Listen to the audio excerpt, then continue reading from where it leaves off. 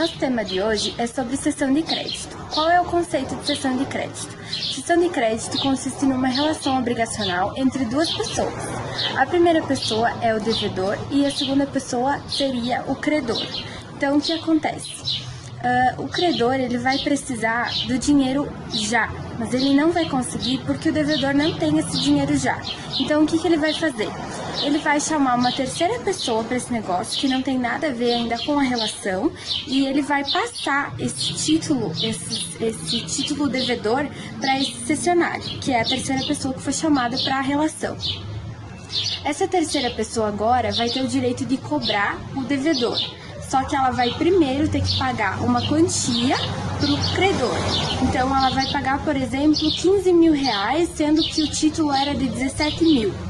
E aí ela vai ter o direito de cobrar os 17 mil do devedor. Então, esse credor agora vai sair dessa relação obrigacional, a não ser que esteja expresso no contrato que ele precise cobrar o devedor caso o devedor não pague para o cessionário. Vamos explicar as partes agora. Nós temos o cedido, o cedente e o cessionário. O cedido é o devedor. O cedente é aquele que tem o direito, primeiramente, ao crédito, ao título. E o cessionário é aquele que vai passar a ter o direito dos títulos. Então, o cedido vai ser a pessoa que vai passar a dever os créditos para o cessionário. O cedente vai sair dessa relação obrigacional e quem vai assumir vai ser o cessionário. Dizendo novamente e repetindo que o cedido só vai precisar cobrar o devedor se ele tiver expresso no contrato isso, que ele precisa cobrar. Senão o cedido vai sair da relação obrigacional e vai passar somente a ser o cessionário e o cedido. A cessão de crédito ela pode ser de várias espécies. Ela pode ser convencional, que decorre de livre e espontânea declaração da vontade entre o cedente e o concessionário, ou seja, de contrato entre os interessados, podendo ser gratuita ou onerosa. A cessão de crédito, ela pode ser onerosa ou gratuita.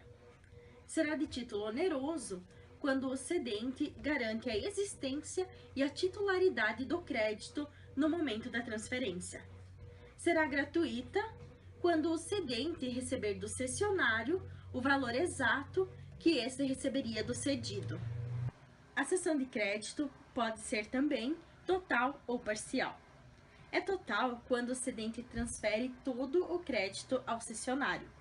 E é parcial quando transfere apenas uma parte a um cessionário ou mais, assim tendo a possibilidade de permanecer ou não na relação obrigacional. Ela também pode ser legal, que independe de qualquer declaração de vontade, pois ela resulta de lei, o que determina a substituição do credor. Seriam alguns exemplos: a cessão de acessórios, como a cláusula penal, juros, garantias reais ou pessoais, em consequência da cessão da dívida principal, salvo disposição em contrário. Também, como exemplo, a subrogação legal, especificado no artigo 346 do Código Civil, pois o subrogado ele assume o direito do credor primitivo. Também a cessão do depositário ao depositante da ação prevista no Código Civil, no artigo 636. Também a transmissão de pleno direito no contrato seguro a terceiro com alienação ou cessão de interesse do segurado. A cessão de crédito também pode ser judicial, pois ela advém de sentença judicial, onde o juiz ele determina, em caso concreto, explicando os motivos na sentença para resolver o litígio entre as partes, claro.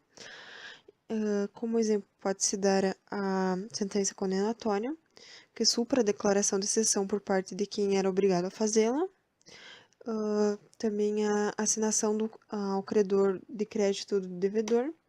A penhora vincula o crédito ao pagamento do débito do exequente, logo o crédito, objeto da penhora, não mais fará parte do patrimônio do executado, que por isso não mais poderá ser cedido, sob pena de fraude à execução.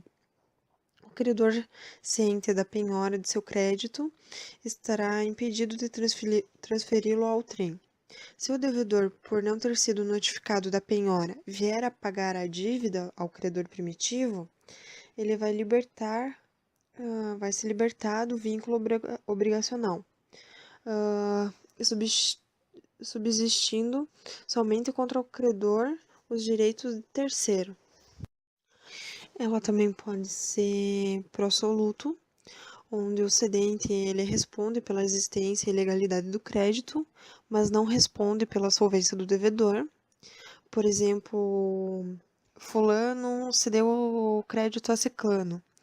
Ele precisa garantir que a dívida existe, não é ilícita, mas ele também não pode garantir que o devedor, o cedido, vai pagar a dívida. O B ele vai se arriscar, ele vai assumir um risco. Na seção pró-solvendo, o cedente responde também pela solvência do devedor. Por exemplo, se o C não pagar a dívida, um cheque sem fundo, por exemplo, o cessionário ele poderá executar a dívida contra o cedente. Mas primeiro deve o cessionário cobrar do cedido. Caso ele não tenha o valor para pagar, ele vai poder cobrar do cedente. O cedente responde pela solvência do devedor, em regra não responde. Meu amigo C vai ficar sem receber. Mas se nós colocarmos expressamente no contrato, aí o cedente responde. Cedente não responde. Como é que você vai memorizar isso? Não é seção pró-soluto? Olha a palavra. Pró-soluto. Você pensa só luto. Ou seja, morreu só luto, só morte. Morreu a obrigação do cedente. Cedente não responde. Pró-solvendo. Você vai lembrar só vendo. Ou seja, o cedente não responde só se vier expresso no contrato, só vendo no contrato o cedente responde. Então, professor, como é que eu chamo mesmo a seção de civil de crédito? Quando o cedente responde, não responde pela solvência do devedor, cedente não responde, pró-soluto, só morte, morreu a obrigação do cedente. Cedente responde, só se expresso. Então, eu chamo de seção de crédito pró-solvendo, só vendo responde. Quando falamos de cessão de crédito, temos que verificar alguns requisitos para que ela ocorra. Então, temos quanto à capacidade das partes, quanto ao objeto ou os créditos em que a lei permite ou não a transmissão, ainda quanto à extensão, ou seja, quais os elementos dessa obrigação que serão permitidas à transmissão, e ainda a forma legal que a lei prevê para que ocorra essa cessão de crédito. Quando falamos em capacidade civil, estamos falando da capacidade dos agentes cessionário e cedente serem capazes e legitimados a atos de alienação. Ainda, o cedente, aquele que vai fazer essa transmissão, o ceder o crédito, ele tem que ser o titular desse crédito, ou ter uma autorização judicial que permita que ele faça essa transmissão. Sobre os créditos que não podem ser cedidos. A princípio, todos os créditos podem ser cedidos, desde que eles sejam patrimoniais e determinados. Mas o artigo 286 do Código Civil nos traz que alguns créditos, em função de estarem previstos em lei, da natureza jurídica do negócio, de convenção com o devedor e de cláusula que se oponha ao cedente de boa-fé, não podem ser transferidos. O doutrinador Fábio Tartucci nos traz 3 regras para entender melhor o que seria o conteúdo desse artigo. A primeira regra fala sobre a questão de previsto em lei e natureza do negócio, onde ele fala que direitos alimentícios, como por exemplo o salário e a pensão, não podem ser transferidos. Também há os direitos personalíssimos, como o direito ao nome ou a honra da pessoa, que também não podem ser cedidos. A segunda regra fala sobre a impossibilidade de cessão constar por instrumento obrigacional, a menos que esse instrumento vá contra algum direito social em função do princípio da função social. A terceira regra fala sobre as cláusulas que se oponham a um cedido de boa-fé por causa do princípio da eticidade. Elas geram um crédito que não pode ser cedido, a menos que já estejam previstas no contrato. Outros créditos que não podem ser cedidos, por exemplo, são aqueles em que os pais administram os bens dos filhos. Nesse caso, só perante uma determinação judicial os pais podem transferir esses bens. A mesma coisa ocorre com tutores e curadores. Eles não podem ceder os créditos dos seus tutelados e curatelados. Então, quanto aos elementos da obrigação, todos eles vão ser transmitidos. Em regra, juros, acessórios e as garantias, em regra, eles serão transmitidos para o cessionário, exceto quando as partes ou alguma lei disser o contrário. Eu vou falar um pouco sobre a forma como a transmissão de crédito deve ocorrer. Um contrato de transmissão de crédito entre o cedente e o cessionário pode ser verbal, porque não depende de nenhuma forma, ele é não solene e consensual, se tornando perfeito apenas pela mera aceitação entre as partes. Porém, segundo o artigo 288, para valer para terceiros esse contrato é necessário que seja feito de forma escrita por escritura pública. Agora eu vou falar um pouco dos efeitos dessa cessão de crédito. O principal efeito de todos eles dessa cessão é transmitir para o cessionário a titularidade dessa relação jurídica, ou seja, agora ele vai passar a ser o novo credor dessa relação.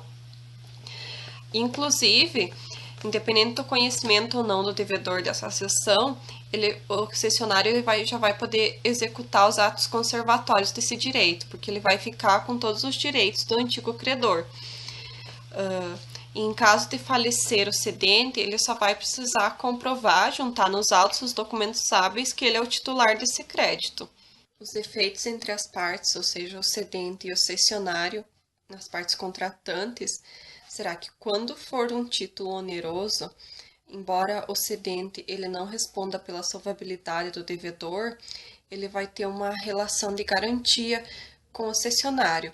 Ou seja, ele vai ter uma obrigação com o cessionário e ele vai ter que garantir a existência desse crédito. Não só garantir a existência desse crédito ao tempo que ele concedeu, como também assegurar a validade e a titularidade desse crédito.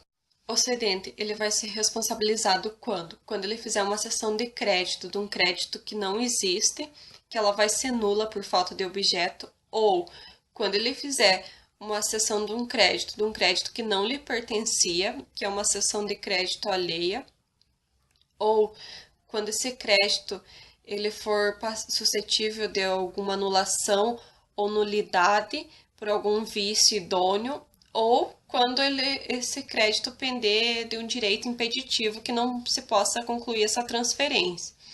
Também vale lembrar que a responsabilidade do cedente abrange os seus acessórios, segundo o artigo 287 do Código Civil. Agora, a gente vai falar um pouco sobre os efeitos com o devedor antes e depois da notificação. A eficácia da cessão de crédito em relação ao devedor, ela só existirá a partir do momento em que ele for notificado. Portanto, essa notificação é essencial e obrigatória. Está prevista no artigo 290 do Código Civil. Ou seja, se porventura o devedor fizer um pagamento de forma errônea ao credor inicial e não ao novo credor, e não tiver sido notificado, esse pagamento é válido, já que ele não tinha ciência da alteração realizada. Já se o contrário acontecer e ele já tiver ciência da cessão e mesmo assim insistir em agir de maneira errônea e fazer o pagamento ao credor inicial, esse pagamento, por lógico, não será válido.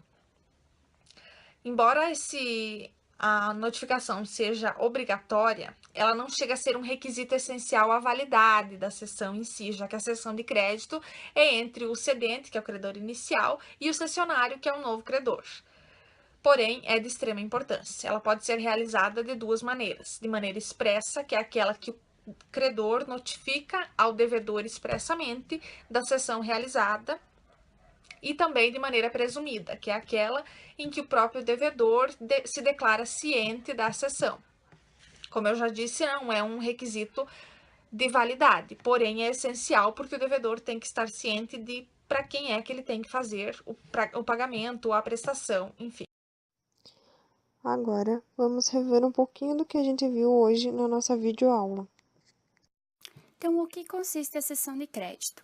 Ela é um negócio jurídico onde o cedente credor vai transferir a um terceiro cessionário a sua relação ativa da relação obrigacional. Isso independentemente da autorização do devedor, que é o cedido. Na cessão de crédito, teremos algumas modalidades, que pode ser a gratuita ou onerosa, onde o terceiro pode comprar ou ganhar esse crédito, total ou parcial, convencional, que é aquela que decorre da vontade das partes, a legal, prevista em lei, e a judicial, que é determinada pelo juiz. Temos ainda a pró-soluto, que é onde o cedente responde pela existência e legalidade do crédito, e não pela solvência do devedor. E ainda a pró-solvendo, que o cedente responde também pela solvência do devedor. Dentre elas, podemos elencar alguns requisitos para que ocorra a cessão de crédito, que seria a capacidade das partes. Vimos ainda os créditos que não podem ser cedidos numa cessão de crédito, quais os elementos da obrigação que são transferidos junto com a cessão e ainda a forma legal que ela é realizada. Temos ainda os efeitos, ou seja, entre as partes contratantes, que seria entre cedente e cessionário, e em relação ao devedor, que é antes da notificação, ou seja, o devedor poderá fazer o pagamento para o credor originário ou depois da notificação, onde o devedor já tem conhecimento do novo credor e poderá pagar diretamente para esse. Espero que tenham gostado da nossa aula e até o nosso próximo encontro.